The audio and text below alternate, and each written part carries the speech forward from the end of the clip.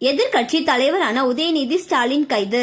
தமிழகம் முழுக்க கொந்தளிப்பு. இந்த பரபரப்பான சூழலில் நடிகை குஷ்பு சொன்ன ஒரு விஷயம் தற்போது சோசியல் மீடியால தீயா பரவி வருது. அவர் என்ன பேசினார் முழு தகவலையுமே இந்த வீடியோல பார்க்கலாம்.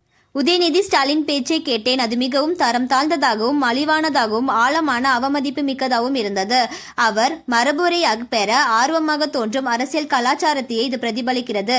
இத்தகைய மனப்போக்கு கொண்டவர்கள் ஒரு அரசியல் கட்சியை வழிநடத்தவும் ஒரு நாள் மாநிலத்தை ஆளவும் விரும்பினால் கடவுள்தான் நம்மை காப்பாற்ற வேண்டும். பெண்களை துஷ்பிரயோகம் செய்வதையும் தரம் தாழ்த்துவதையும் அவமதிப்பதையும் ஒரு அரசியல் நாடகமாக கருதி தங்களது விசுவாசமான ஆதரவாளர்களின் கைத்தட்டல், சீட்டொலி மற்றும் சிரிப்பில் திளைப்பவர்களிடமிருந்து வேறு என்ன எதிர்பார்க்க முடியும்? இதை என்னை விட யார் நன்றாக அறிவார்?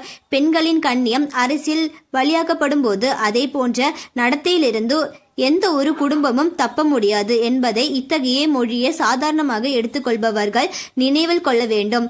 அரசியல் வேறுபாடுகள் எதுவாக இருந்தாலும் பொது கலந்துரையாடல்களுக்கு வரம்புகள் இருக்க வேண்டும். பெண்கள் மதிக்கப்பட வேண்டும். உங்களின் விருப்பங்களுக்கும் கற்பனைகளுக்கும் விளையாடும் ஒரு பகடக்காய நடத்தப்படக்கூடாது. உங்கள் அரசியல் எதிரியின் செயல்திறன், தொலைநோக்கு பார்வை அல்லது தலைமைத்துவத்திற்கு உங்களால் ஈடுகட்ட முடியாது என்று உங்களுக்கு தெரியும் போது தனிப்பட்ட அவதூறுகளையும் கொச்சையான வார்த்தைகளையும் கையாள்வது எளிதான தப்பிக்கும் வழியாக மாறிவிடுகிறது. உதயநிதி ஸ்டாலின் மற்றும் அவரது தந்தை M.K. ஸ்டாலின் ஆகியோர் பல ஆண்டுகளாக தங்களது சர்ச்சைகளை எதிர்கொள்கின்றனர்.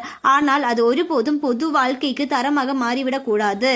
ஒரு பொது மேடையில் நடிகை த்ரிஷாவை அவமதித்ததற்கு எதிர்க்கட்சி தலைவர் நிபந்தனையற்ற பொது மன்னிப்பு கேட்க வேண்டும். அவர் செய்த தவறை அவரே ஒப்பிக்கொண்டு மன்னிப்பு கேட்கும் தைரியமும் கண்ணியமும் அவரிடம் இருக்கிறதா என்று பார்ப்போம் அப்படின்னு சொல்லி ஷேர் பண்ணியிருக்காங்க. இப்ப இந்த விஷயம் தான் சோசியல் மீடியால பேசும் பொருளா இருக்கு.